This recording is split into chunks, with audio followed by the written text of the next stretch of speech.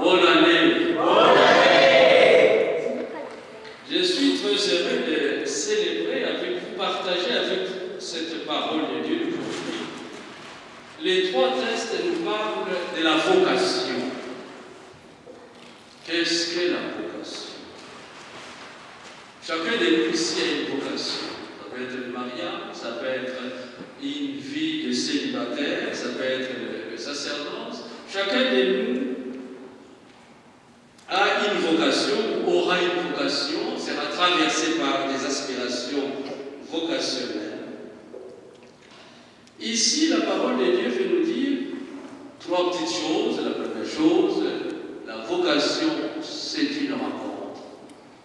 La vocation commence par une rencontre. La vocation, c'est une affaire de cœur, mais aussi la vocation débouche dans une amitié spirituelle. Peut-être une amitié spirituelle, ça peut être mariage sur le plan social, ou mariage spirituel, ça peut être l'union des volontés. Voilà les trois choses. Et je commence par les commencements, la vocation comme rencontre. On nous donne d'abord l'exemple dans la première lecture de quelqu'un qui a rencontré le Seigneur. Mais au départ, il n'avait pas de code pour rencontrer le Seigneur. Il est question de Samuel. Samuel vivait avec les prophètes Élie au temple. La maman de Samuel avait confié au prophète Élie Samuel pour que Samuel puisse recevoir une éducation religieuse. Mais la maman ne savait pas que Samuel pouvait devenir juge en Israël.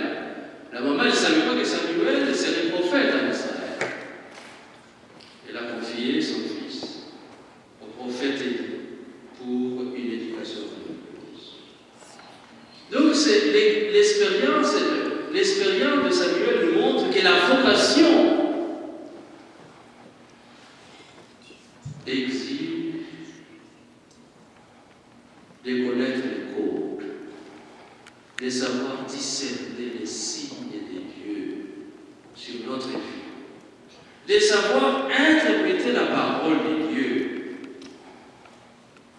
Et la première lecture nous dit, Samuel ne connaissait pas encore le Seigneur. Et la parole du Seigneur ne lui avait pas encore été révélée. Voilà pourquoi il ne savait pas comment répondre au Seigneur. Il faudra l'intervention du prophète Élie pour lui dire, si on t'appelle encore, tu diras, par le Seigneur, ton serviteur.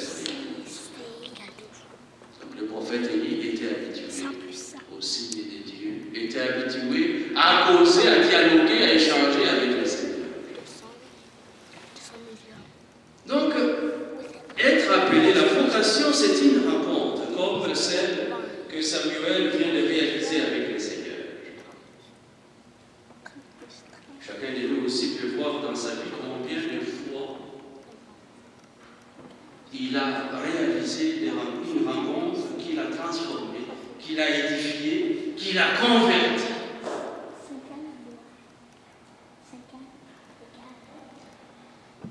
Et souvent, nous voyons des signes de Dieu, mais nous ne les savons pas.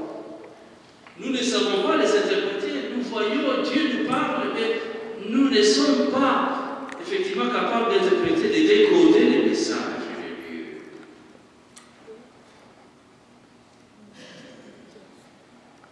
Cette rencontre de Samuel avec le Seigneur, nous savons effectivement que plus tard, Samuel deviendra le juge en Israël.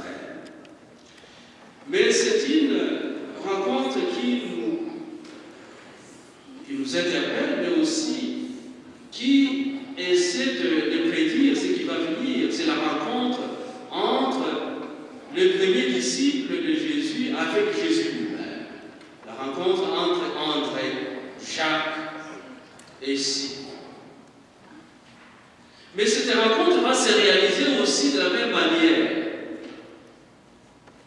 Jacques, André, Simon étaient disciples Et c'est grâce à Jean-Baptiste qu'ils vont rencontrer le Seigneur. Jean-Baptiste leur montre, après effectivement ici, c'est après l'événement du baptême au Jourdain, Jésus est rempli de l'Esprit Saint et il s'oriente vers le désert pour se préparer à sa vie publique.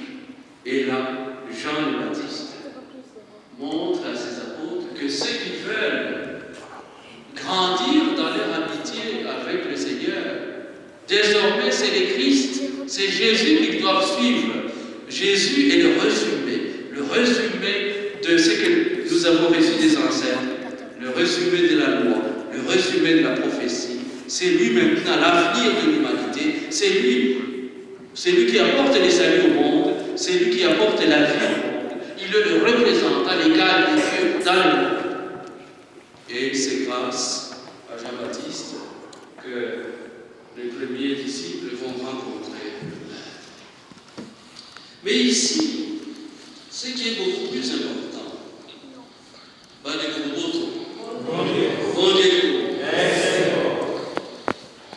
voyez, ici, la première rencontre,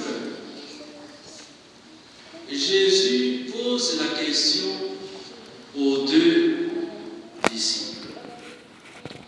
Que cherchez-vous? Que cherchez-vous?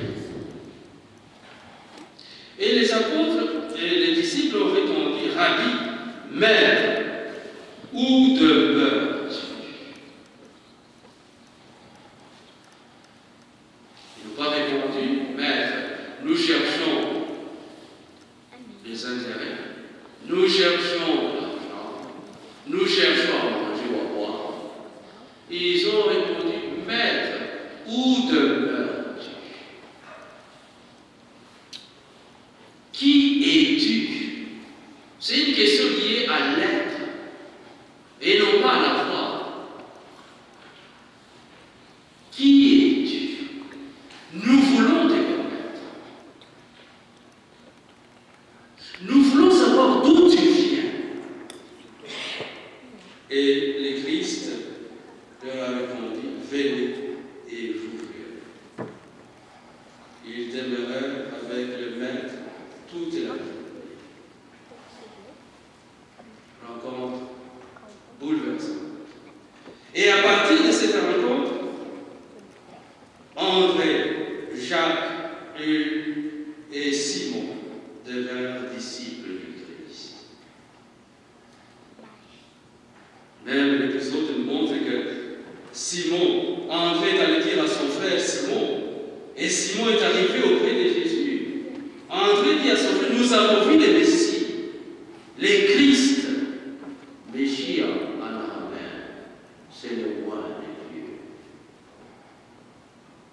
Nous avons vu le roi de Dieu, c'est lui qui est plus que Samuel, parce que Samuel est juge, il a été roi par Dieu, mais il n'est pas comme le Christ.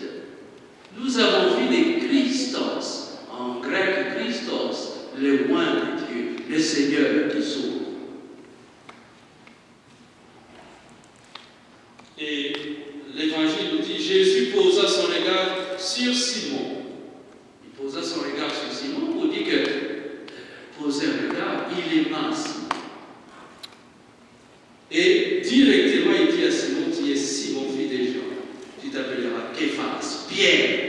À partir de la première rencontre, Jésus voit en Pierre quelqu'un qui va l'aider pour sa mission. À partir de la première rencontre, André voit en Jésus le Messie. C'est lui qui vient apporter la vie au monde. Mais qu'est-ce qui arrive? Qu'est-ce qui arrive? Pas de robot.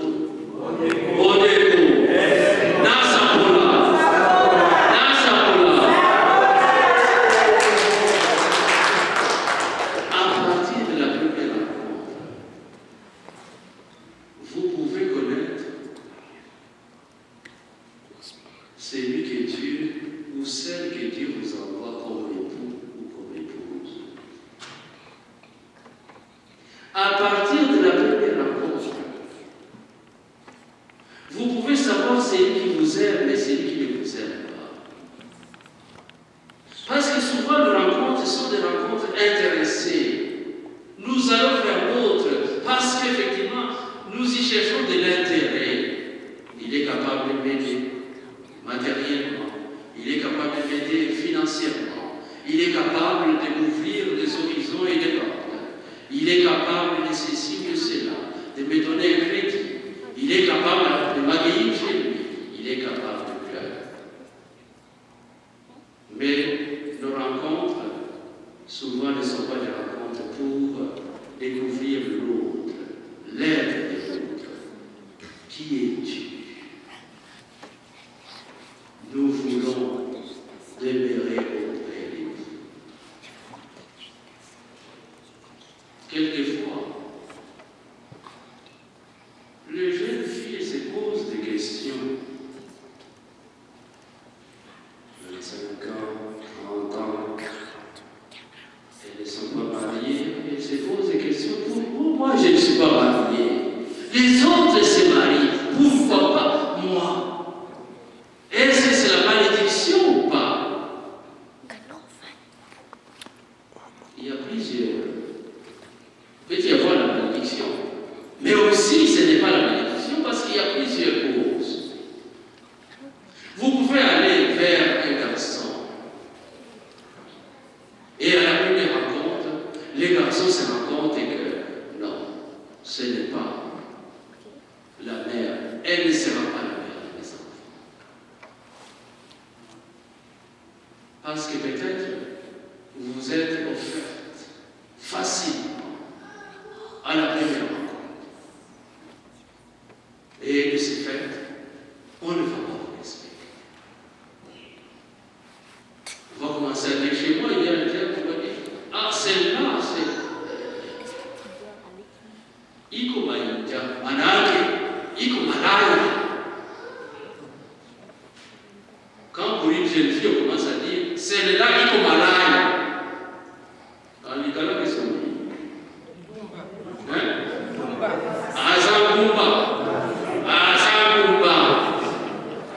Ça vous ferme des portes.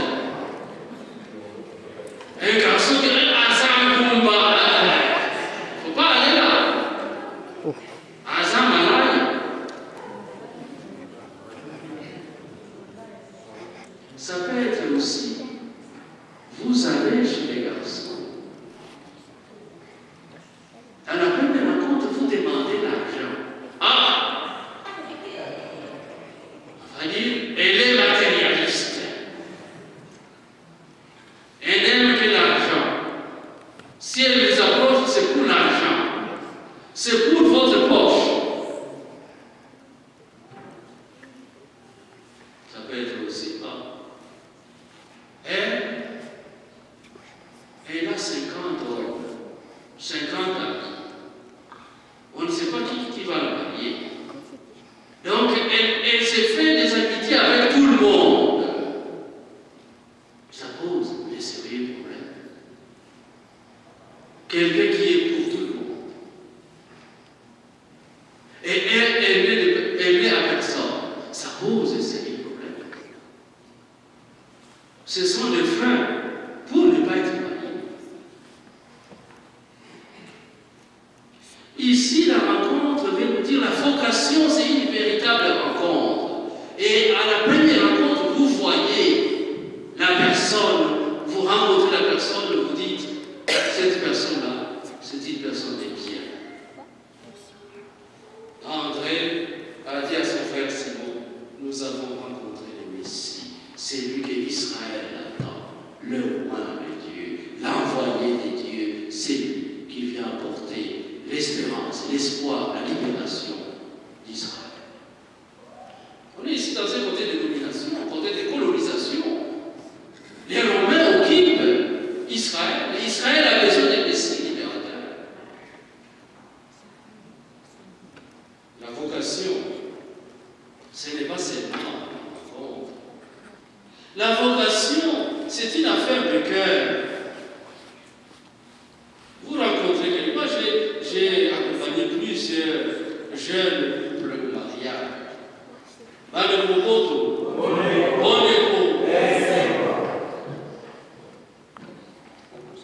Plusieurs couples.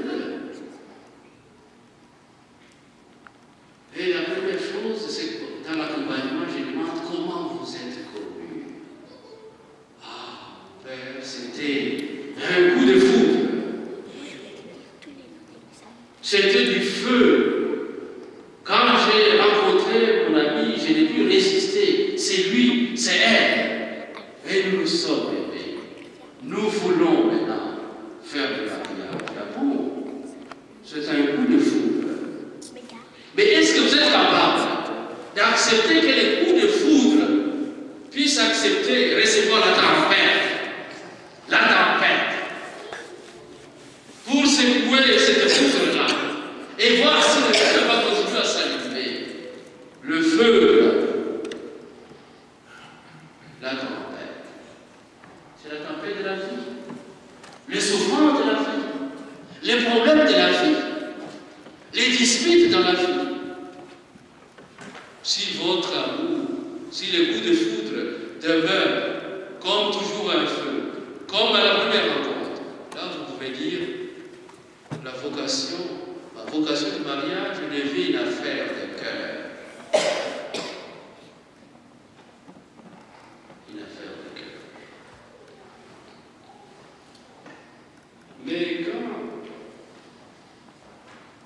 les coups de foudre rencontrent un petit obstacle, moi je ne pensais pas à ça, je ne prévoyais pas tout ça, nous allons divorcer. Ça pose de sérieux problèmes. Ça pose de sérieux problèmes parce que les apôtres répondirent au Christ, Rabbi, Maître, où demeures-tu? C'est très important dans le langage biblique, dans le langage de la révélation, où demeures-tu? Et vous allez trouver cette expression dans beaucoup d'évangiles. La demeure dans l'amour. Maître, où demeures-tu? Et les problèmes de notre époque, les problèmes de cette époque, c'est que nous sommes en train de perdre la demeure. Nous sommes en train de perdre les valeurs stables de la durée. À cause peut-être du travail, à cause des préoccupations multiples, à cause de l'argent, à cause de l'orgueil, à cause du matérialisme, à cause de la liberté de l'autonomie. La difficulté, la première chose, je divorce, je veux partir. Et là, ça montre que cette vocation de mariage, ce n'était pas une affaire de cœur.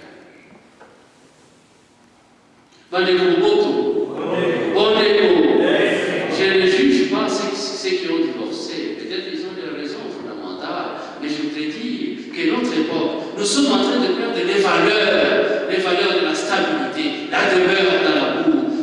On va goûter à la vocation du mariage. Vous allez effectivement comprendre que l'autre est délicieux et que vous êtes en train de vivre une expérience délicieuse de l'amour mutuel. C'est dans la durée. Ce n'est pas après 1 an, 2 ans, 3 ans. C'est dans la durée, comme vous êtes capable de dire. Ça fait déjà 30 ans qu'ils sont ensemble. Ah, là, ils se connaissent déjà mutuellement. Et là, si vous trouvez une femme qui quitte son mari après 30, 40 ans, vous allez lui demander, vous allez où maintenant? Faites-moi après 40 ans. Il reste 20 ans pour mourir. Vous êtes en train de partir. Allez, Roboto. On écho. La demeure dans l'amour. La vraie vocation, c'est une affaire de cœur. Vous donnez rendez-vous. Vous l'invitez au rendez-vous dans un beau restaurant. Vous pensez que l'autre vous aime. Elle ne vient pas au rendez-vous. Donc, elle, son amour est encore dans la tête. L'amour n'est pas encore descendu ici. Il y a une femme, quand j'étais à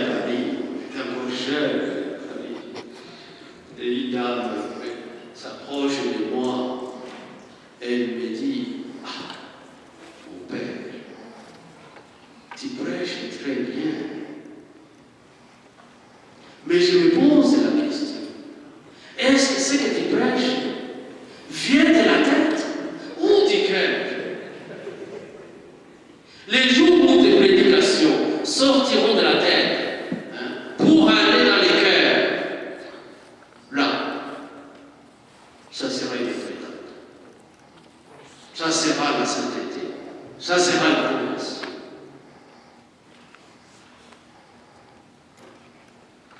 Et Saint Paul nous dit, celui qui s'unit au Seigneur n'est plus qu'un seul esprit avec lui.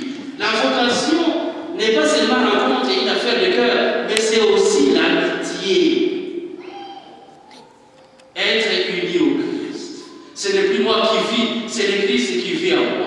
Ce n'est plus moi qui prie, c'est le Christ qui prie en moi. Et c'est ce que les mystiques disent, c'est le mariage spirituel. C'est l'union de volonté. C'est l'amitié spirituelle. C'est-à-dire un bon mariage doit aboutir à une véritable amitié spirituelle. On s'aime à vie pour ne plus s'écouter. C'est véritablement une amitié. Elle est mon complice et je suis son complice. C'est la mère de mes enfants, je suis le père de ses enfants. Et nous nous aimons. Ce n'est plus de l'amour verbal, c'est de l'amitié, la vraie amitié spirituelle. Et là, si vous vivez dans les mariages à ce niveau-là, vous êtes comme des mystiques, des grands mystiques. Les grands mystiques, quand ils prient, c'est eux maintenant qui sont en communion directe et profonde avec le Seigneur. Et ils ne veulent plus quitter cet état. Et quand ils quittent la prière pour revenir dans notre monde, ils se sentent pas à l'aise. Et là, il y a l'union de volonté, le mariage spirituel, l'amitié mystique.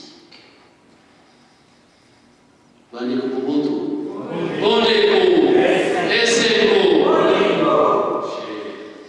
vous invite maintenant à appliquer cela, à vivre véritablement